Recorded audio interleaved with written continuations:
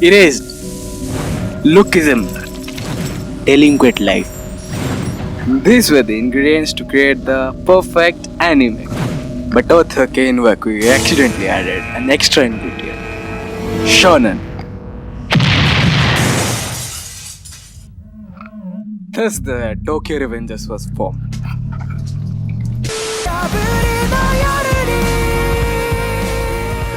हाँ, सो आज हम बात करने वाले हैं इरेज्ड एनिमे वर्जन 2.0 के बारे में।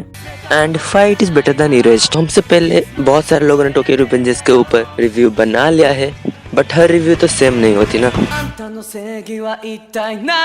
तो करना 領域展開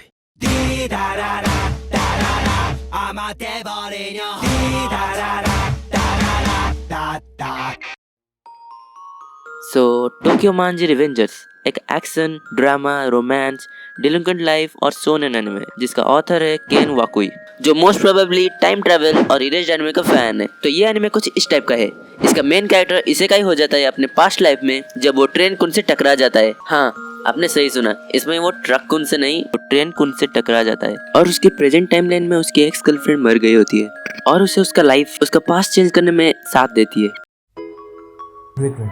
दुनिया में ऐसा कोई नहीं है जो अपने कुछ कामों के कारण बाद में आके रिग्रेट नहीं करता, पर हम लोगों के लिए वो काम मोस्टली एम्बैरेसिंग होता है या फिर हम अपने सेल्फिशनेस के कारण कुछ बड़ा मिस्टेक कर देते हैं। लेकिन ताकेमिची हानागाकी की लाइफ इन दोनों प्रॉब्लम से उलझी हुई है।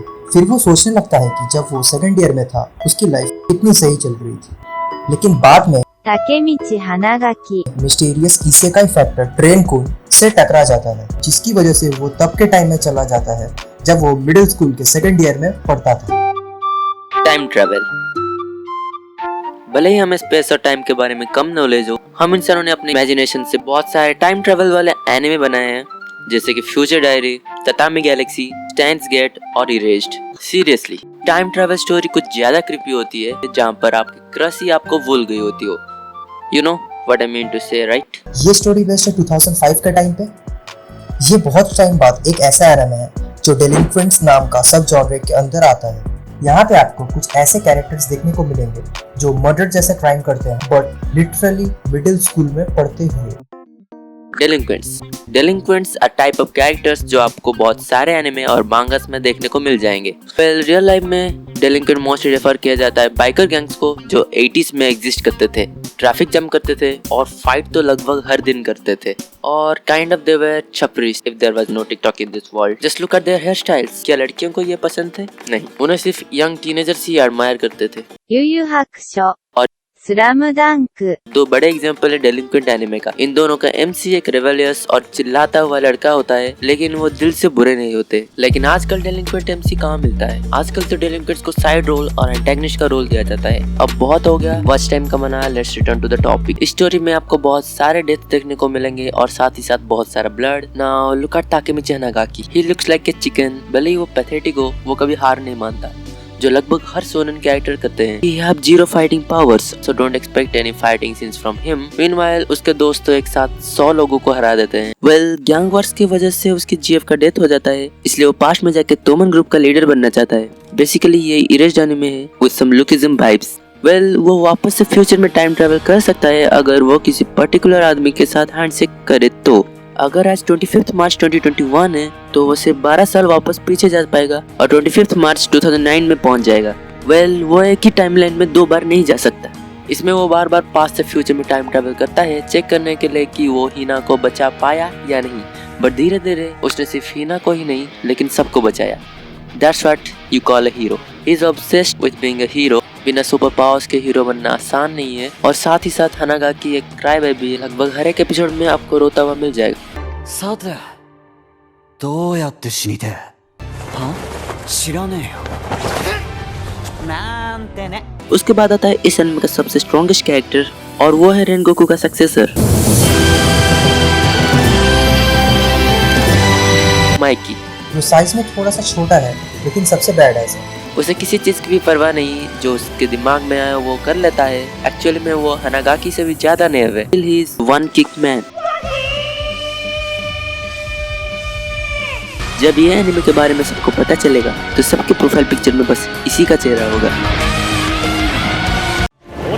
責務を全うする。ここにいる者は誰も死なせない。 और उसका बेस्ट फ्रेंड ड्रैगन, जिसके हेड पे एक ड्रैगन का टैटू है जो उसने बनाया था जिससे वो थोड़ा बहुत कूल लग सके। और भी बहुत सारे characters like new waifu, best friend of team, best partner, best brother, जराकी किनपाची। Now let's talk about the mastermind of this anime, जिसका नाम है Tetta Kisaki. He is one of the best modern antagonist you will find in any anime. उसके जैसा antagonist मिलना बहुत ही मुश्किल है।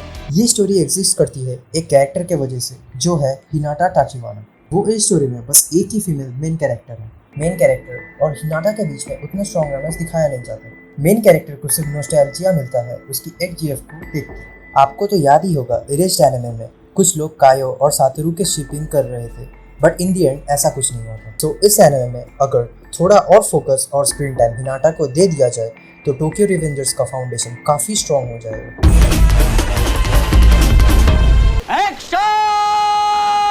अब एक सोनेन एनिमे है बिना सुपरनेचुरल पावर्स के एक्सेप्ट टाइम ट्रेवल, तो एक्शन मोस्टली पंचेस और किक्स होते हैं और इसलिए इसमें नए नटचक्र की तरह कोई पावर लेवल नहीं है। लेकिन एक्शन को जो चीज इंटेंस बनाती है वो है इस एनिमे का ड्रामा। तो drama is one of the best part of the anime. Brotherhood, दोस्ती, प्रेशर और बाकी सारे सोनेन वाइब्स जो इस एनिमे में आपको देखने को मिल जाएंगे। इस एनिमे की आर्ट स्टाइल शार्प है और वैसी ही है जैसे इस एनिमे को होना चाहिए। कुछ भी ज्यादा क्यूट नहीं और कुछ भी ज्यादा ब्राइट नहीं। एक ब्रूटल एटमॉस्फेयर के लिए परफेक्ट लाइट सेटिंग जो इस एनिमे को देखने के लिए मूड बनाती है।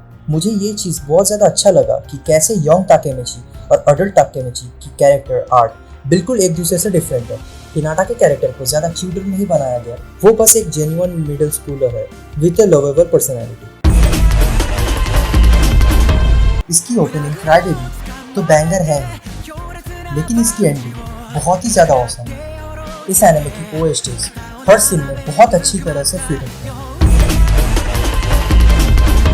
आपने ये सिंबल बहुत सारी जगहों पर देखा होगा, टोक्यो रिवेंजर्स के मांगा में, नेजी के फोरहेड में और फायरफिश डीएस के पीठ पर भी। स्वास्तिका, ये तोमन ग्रुप का लोगो है। वेस्टर्न ऑडियंस अगर इस लोगो को देखेंगे तो वो ट्रिगर्ड हो जाएंगे क्योंकि ये नाजिज्म, हैट्रेड और टेरर का सिंबल था। लेकिन दूसरे कल्चर जैसे कि ईस्ट एशिया या इंडिया में इसे प्रॉस्पेरिटी और गुड लक का सिंबल माना जाता है। टोक्यो रिवेंजर्स के तोमन गैंग में इस सिंबल का यूज हर जगह पे हुआ है। इस एनिमे को हर तरह की ऑडियंस देख सके इसलिए इस लोगों को इस एनिमे में सेंसर्ड किया गया है। आप एग्जांपल के लिए ये वाली क्लिप देख लीजिए।